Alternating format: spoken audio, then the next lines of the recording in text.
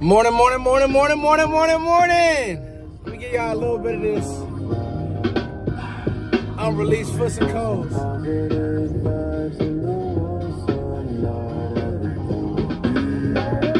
Vitamin C. Is it good for you? Is it good for you? Then it's good for me. Through and through. Morning. What's going on, Cowboys fans? The Combine is here. We got news, we got nuggets. Stephen Jones just talked, and we got a lot to talk about.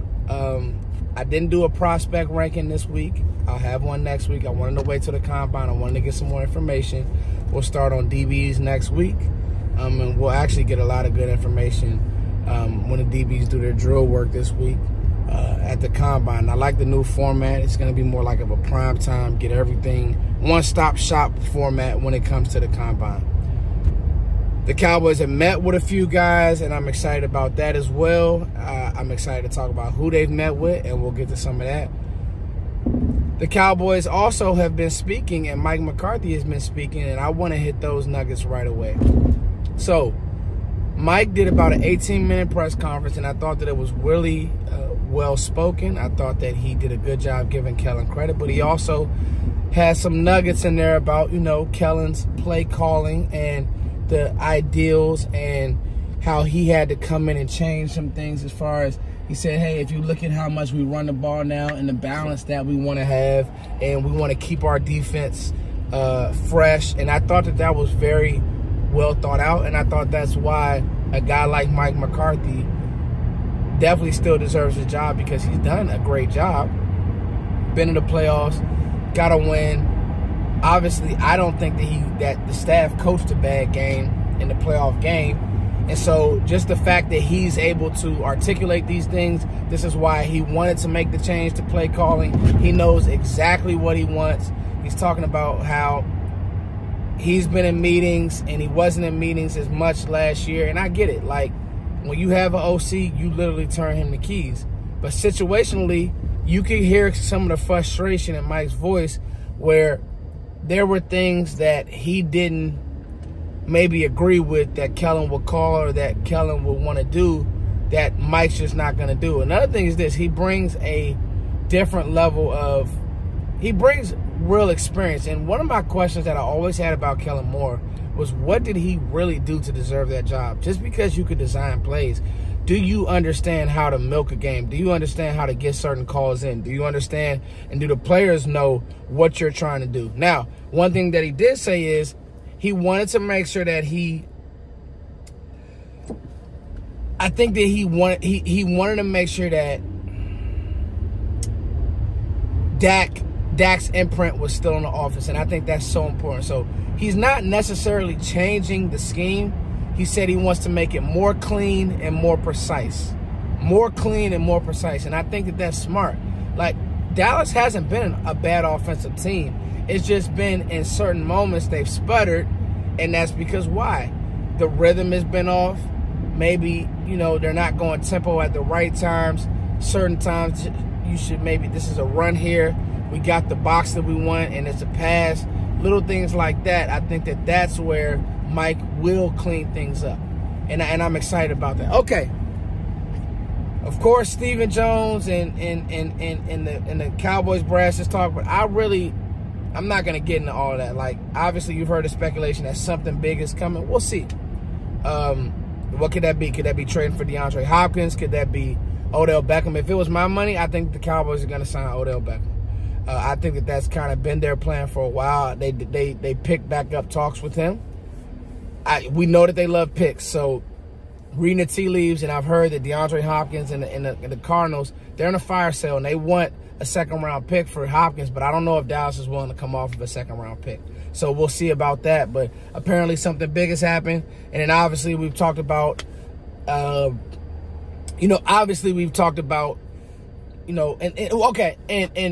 the Tyron stuff, right? You hear Dallas say that they're bringing back Tyron, but then you also hear Mike McCarthy come out and say, Mike McCarthy said that Tyler Smith had the best rookie year that he can remember from a left tackle in a long time. So I think it's time to cut. I've told you guys this. I think it's time to cut the Tyler's going back to guard stuff. No. They may draft a guard, which I think will be smart, but to think that they're going to kick Tyler back to guard, I think, to me, would not be smart. I wouldn't do that. Now, I don't know the point of bringing back Tyron Smith. I think of him as a stopgap, and I wouldn't say a progress stopper, but, you know, like, it's time. Like, Tyron can't stay healthy, and I love the guy. He's been a great pro for the Cowboys, but he can't stay healthy, and that's just the facts. It's not something that I made up. This is the truth. So, that is what it is. Okay, who have the Cowboys met with at the Combine? Let's get right to it, and then I have my watch list, and then we are going to go on about our day and get ready for this Combine, measurables and all that fun stuff, and the Cowboys do put a lot of stock into that, and so I think that's going to be cool. Okay, who have the Cowboys met with? So far, the list is Kansas State defensive end, Felix Asamoah, Deion Henley, Washington State, somebody who I've covered on this channel, DeMarvin Overshown, somebody who I really like from Texas, Auburn linebacker Derek Hall, and Byron Young, Alabama D lineman. What is that telling us? The tea leaves are telling us that Dallas is going to still attack this defense. Now, that doesn't mean the first round.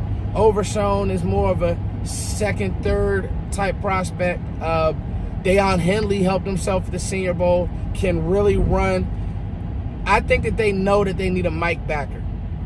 Where that comes from, you know, if Drew Sanders is staring you in the face, Jack Campbell, but then we also know that Dallas, and giving the keys to Mike McCarthy, they may want an offensive asset in the first round too. So if you're not able to get those guys in the first round, you start reading the tea leaves in the second, third, and fourth round of just how Dallas wants to attack this draft and build this draft. But I think linebacker and DN will be drafted at some point in this draft in the first 4 or 5 rounds, which really have been all these rounds have been muddy rounds for the Cowboys. Now, my watch list, okay? And this is not the end all be all. And I actually want you guys to give me some names that you guys are watching, because at the end of the day, let me get to my notes here. You know, at the end of the day, the Cowboys are going to do research on all of these guys, but there will be guys who just pop.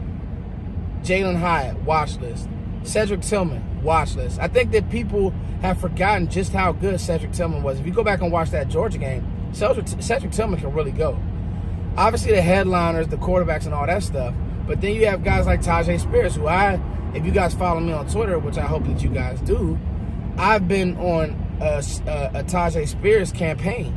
He'll be somebody that I watch. I want to see his top end speed. I want to see how fast he is really.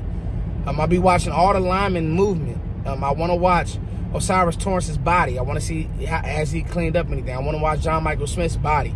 I want to see has he cleaned up anything. Obviously, the big three that I'm watching receiver-wise, Tank Dell, Josh Downs, and Zay Flowers. I would love to see these guys do drills back to back to back. Now, the Cowboys mold and their mindset and their measurables at receiver, you know, Dell will probably be a scratch. But, you know, Mike McCarthy drafted Randall Cobb. So we're not saying that it's a for sure Dell will be off the board, but I want to see him pop. If these guys go out and run fast 40s, and you know, you got a guy like Zay Flowers who the route running is incredible, you're probably not going to get him in the second round. But do you want to take a first round flyer on a 5'10" receiver? These are questions that we got to ask, but they will be on my watch list. You guys let me know who's on your watch list. 10 minutes in, it's your boy Foots. We hit a lot of nuggets. You guys got to listen to some of my music. We talk Mike McCarthy. You guys let me know what you guys are watching at the Combine, who you guys are watching at the Combine. We didn't even talk about any of the DBs. I think that, you know, John Harbaugh comes out and says, you know, he has 11 first-round grades on all of these. I mean, he has 11 DBs with first-round grades, corners. So if a corner is sitting there in the second round that you like, you know, Rush, Darius Rush, South Carolina. His teammate gets all the buzz, but what about Rush? And he's somebody that I covered on the channel. He can flat out do it. have people moved him up to a first-round player. So it'll be interesting, guys. It's your boy Foots. You guys have a great day. This is my Combine watch list. I'll be back next week with a mock draft and another rankings. Peace. Remember, we don't have to rush through the process. We can take our time. Peace.